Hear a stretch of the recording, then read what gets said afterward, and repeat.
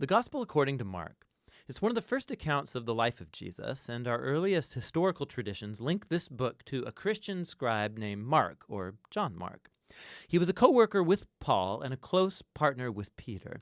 And in fact, an ancient church historian named Papias, he recalls that Mark had collected all of the eyewitness accounts and memories of Peter and then shaped them into this account. But Mark didn't just randomly throw the pieces together. He's carefully designed this story of Jesus. In the first line of the book, Mark makes this claim about Jesus. It's the beginning of the good news about Jesus, the Messiah, the Son of God. Now, what's interesting is that this is the only time Mark is going to tell you what he thinks. For the rest of the book, he's going to influence you by simply putting Jesus' actions and words in front of you and showing you how other people react to him. Now, Mark's designed the story of Jesus as a drama with 3 acts. The first one set in Galilee, the third one is set in Jerusalem, and the second act shows Jesus on the way from one place to the other. And each of the acts focuses on a repeated theme. So in Act 1, everybody's blown away by Jesus, and they're wondering, who is this Jesus? In Act 2, it's the disciples who are struggling to understand what it means for Jesus to be the Messiah. And then in Act 3, we watch the surprising paradox of how Jesus becomes the Messianic king. Let's just dive in and you'll see how it unfolds. After the opening line, Mark begins with a quotation from the ancient prophets Isaiah and Malachi, who said that God would send a messenger to Israel to prepare them for when God would show up himself to rescue his people and become their king. And Mark introduces John the Baptist as that messenger, and then right when you expect God to show up personally, Mark introduces Jesus. And as he comes onto the scene, the heavens open, God's Spirit descends on Jesus, and God says, "You are my beloved Son." After this, Mark places in front of us a summary of Jesus' core message. He went about Galilee announcing the good news that God's kingdom has come near. Jesus is carrying forward the story from the Old Testament scriptures about God's rescue operation for his world. Through Jesus, God is restoring his reign over the world by confronting and defeating evil and its hold on people's lives, and then by inviting them to live under his reign by following Jesus. From here, Mark's given us a big block of stories showing us Jesus' power as he brings God's kingdom. He goes about healing people whose bodies are sick or broken or under the oppression of dark spiritual powers. And Jesus even does something that for Jewish people only God has the right to do. He forgives people's sins. And Jesus' actions here produce lots of different responses. So some people follow him and become his disciples. Other people don't know what to think, and still others reject him completely, especially Israel's leaders who accuse him of blaspheming God and being empowered by evil. But Jesus isn't surprised by these responses. In fact, he draws attention to it. In chapter 4, Mark has collected many of Jesus' parables about the hidden, mysterious nature of God's kingdom. And Jesus says that his message is like seed falling on different types of soil. Some are receptive, some are not. Or it's like a mustard seed that's very tiny. It seems insignificant, but then it grows huge and surprises everyone.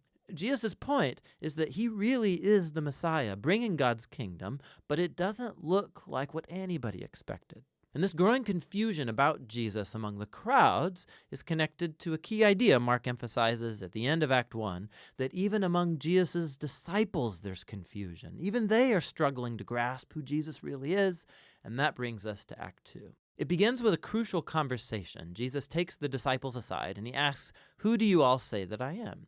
And Peter speaks up saying, "You're the Messiah."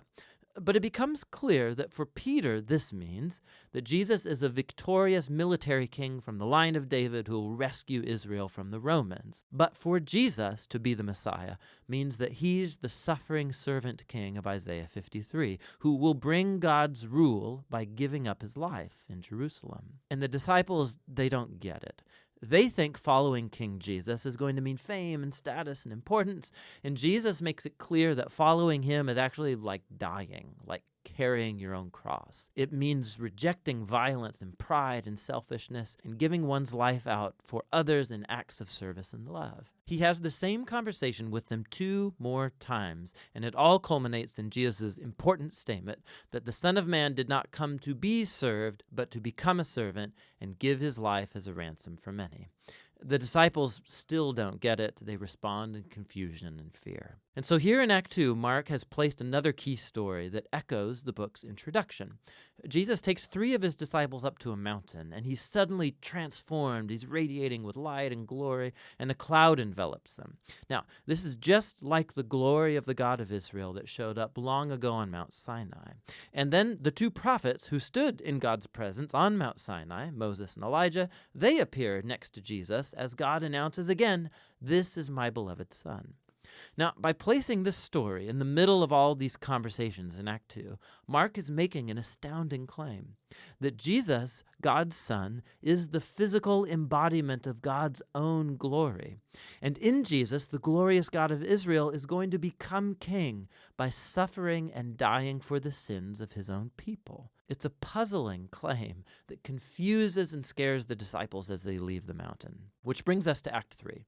Jesus makes a very public royal entry into Jerusalem for Passover. People are hailing him as the Messiah. Then he enters into the temple courtyard and he asserts his royal authority by running out the thieves and crooks and stopping the sacrificial system.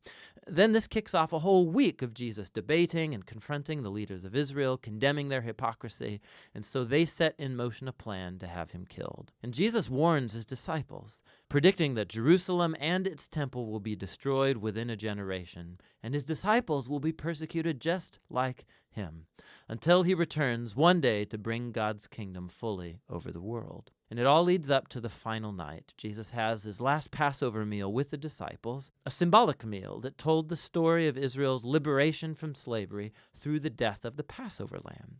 And Jesus takes these symbols and he gives them new meaning. They point to the liberation from sin and death that will happen through the death of the suffering servant Messiah. From here, the story rushes forward to Jesus' arrest, his trial before Israel's priests and the Roman governor Pilate, all resulting in Jesus' crucifixion. And it culminates in a key scene that matches the important scenes from Acts 1 and 2, except this time it's darkness that descends, not a cloud. And instead of the divine voice from heaven, it's Jesus' voice crying out before he dies. And then most surprising is that it's a Roman soldier who sees Jesus die, who grasps and then announces who Jesus is. This man was the Son of God. He's the first person in the story to recognize the story's shocking claim about Jesus' identity, that it's the crucified Son of God who's the Messiah, Jesus of Nazareth, who died for his friends and for his enemies.